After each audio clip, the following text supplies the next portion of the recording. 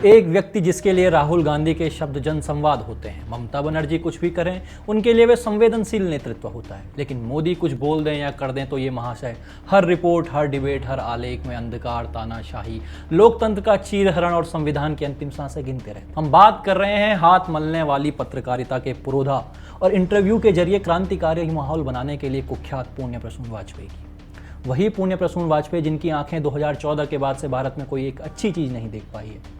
वही पुण्य प्रसून जो आज भी लच्छेदार भाषा में लपेटा हुआ घृणास्पद विरोध ठेलने से बाज नहीं आ रहे हैं। इस बार उन्होंने पीएम मोदी की साइप्रस यात्रा का विरोध किया है, लेकिन हम आपको बताएंगे कि क्यों ये यात्रा जरूरी थी और पुण्य प्रसून की तरह वे अन्य कथित पत्रकार और नेता कौन हैं जो इस यात्रा का विरोध कर अपनी बुद्धिमत्ता का परिचय दे रहे हैं। नमस्कार, मैं अभिषेक, आप देख रहे हैं द पैम्फलेट। दोस्तों, पुण्य प्रसून वाजपेयी पीएम मोदी के साइप्रस आगमन का वीडियो शेयर कर लिखते हैं कि गुड मॉर्निंग, अब साइप्रस से मिलते हैं।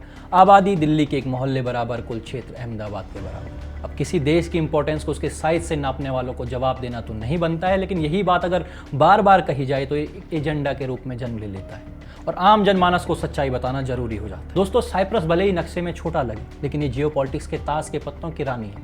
ये देश मेडिटेरियन सागर में स्थित है, 3 महाद्वीपों के संगम पर, यूरोप, एशिया और अफ्रीका। यानी ऐसे महत्वपूर्ण देश का साइज नहीं, उसकी भौगोलिक पोजीशन देखने की जरूरत है। अब पुण्य प्रसून कौन सा साइज या पोजीशन देख रहे हैं वही बता सकते हैं, लेकिन सबसे इंपॉर्टेंट फैक्टर यहाँ पे है तुर्की। मैप पे देखेंगे तो तुर्की साइप्रस के सबसे नजदीक है। आसान भाषा और शॉर्ट में इतना समझिए कि साइप्रस के 2 हिस्से हैं। उत्तर वाले हिस्से पर तुर्की ने कब्जा किया और साल 1983 में एक अलग देश घोषित कर दिया, नॉर्दर्न साइप्रस टर्किश रिपब्लिक, जिसे आज तक दुनिया का कोई देश मान्यता नहीं देता, सिर्फ तुर्की को छोड़कर।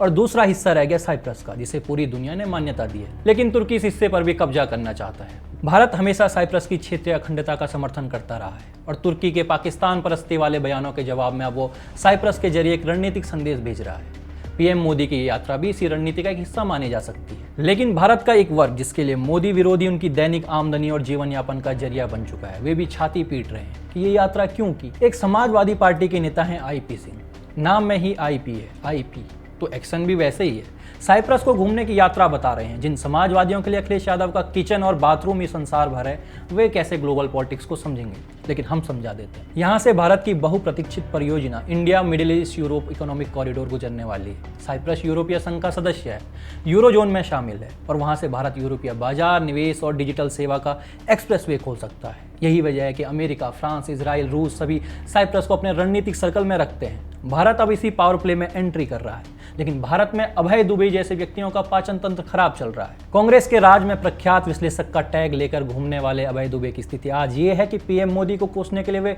8 PM पत्रकारिता वाले संजय शर्मा के साथ बैठ रहे हैं। अभय दुबे जैसे सेल्फ प्रोक्लेम्ड अर्थात स्वनाम धन्य लोगों को भी ये जानना चाहिए कि ब्रिटेन के पास तो आज भी साइप्रस में 2 बड़े सैन्य अड्डे हैं, जहां से वे मिडिल ईस्ट में ऑपरेशन चला सकता है। अमेरिका के लिए भी ये बेस बेहद काम आते हैं, यानी साइप्रस पर पूरे विश्व की नजर है। इजराइल, साइप्रस और ग्रीस मिलकर एक बिजली की ऐसी हाईटेक केबल बना रहे हैं जो मिडिल ईस्ट को यूरोप से जोड़ेगी।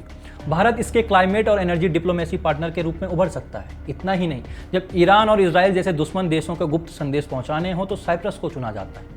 इतना भरोसेमंद है ये छोटा सा देश और भारत अब इसी ट्रस्ट नेटवर्क में घुस रहा है। तो अगली बार सवाल पूछने से पहले नक्शा देख लेना, इतिहास समझ लेना और भू राजनीति पढ़ लेना। भारत आज ऐसे देशों से रिश्ते मजबूत कर रहा है जो रणनीति की बिसात पर छोटे भले लगते हैं, लेकिन चालें बदल सकते हैं। और यही फर्क होता है यात्रा विपचना में और रणनीति में। धन्यवाद।